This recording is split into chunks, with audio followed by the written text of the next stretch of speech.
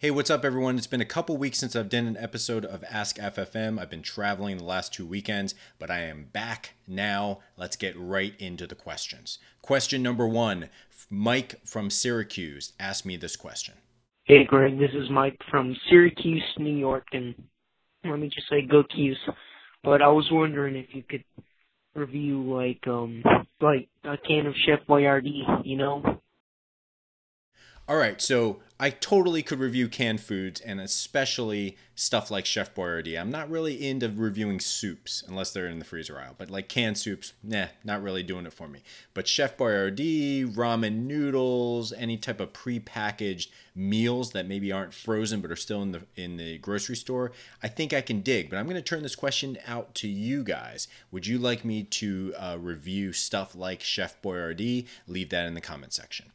Question number two, a caller from Rochester PA asked me this.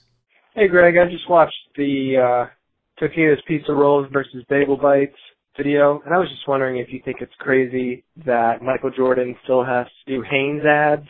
I mean, it's like, doesn't he have enough money from playing basketball, or does he just really love those T-shirts? Okay, sort of a random question, but I'm going to answer it anyway.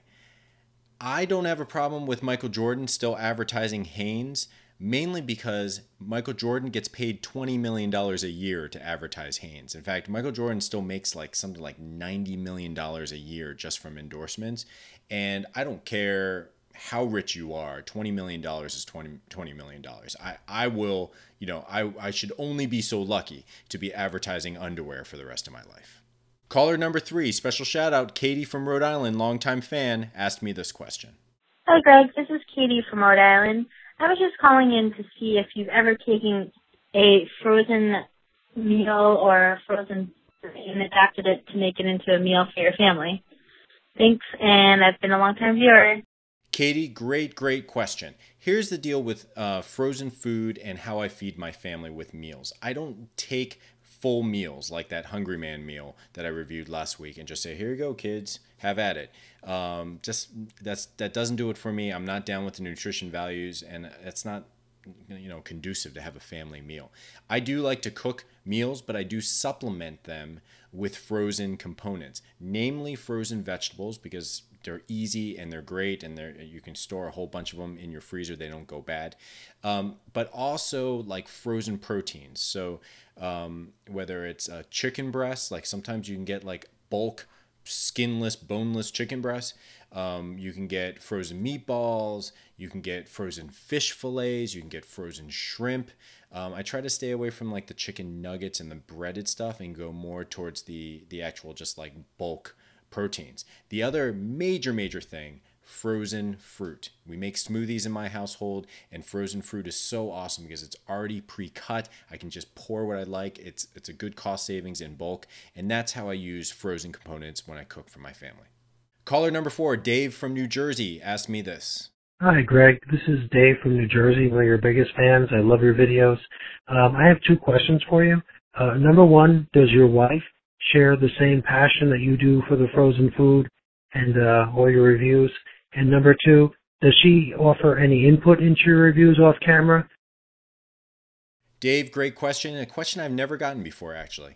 My wife is not down with frozen food like I'm down with frozen food. She doesn't hate it, but she's not like super obsessed with it. She does like when I review good stuff. She likes the fact that I have like second and third versions of that stuff. Like a lot of people don't know this, but when companies send me food to review, they don't just send me one box. They send me like 2 or 3 boxes of the same meal. So sometimes she overhears me, like when I'm in my kitchen reviewing stuff, she's like, oh, based on that description, I'm totally going to eat that for lunch the next day. Sometimes I'll review something and I'll turn the camera off and she'll be like, don't even bring that near me because it sounded disgusting based on your description. There is no way I'm eating that. So she stays kind of like in the peripheral.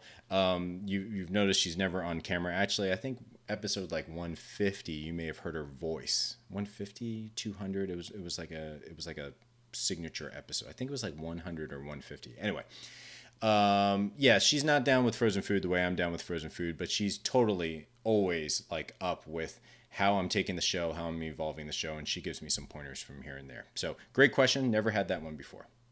Finally, question number 5. Jack from New Jersey asked me this question. Hey, Greg. It's Jack from New Jersey, and I was just wondering, what's your favorite place to get dessert, like after having a nice meal? Like, I know you have a sweet tooth, and you eat a lot of desserts from the frozen food section.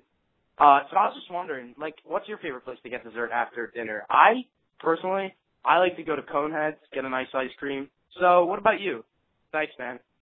Jack, also, great question. Thank you so much. Yes, I love to eat out. I probably eat out way too much. I see it as a signal of the fact that I travel a lot on business. I don't like cold meals, so I eat out for lunch a lot of times.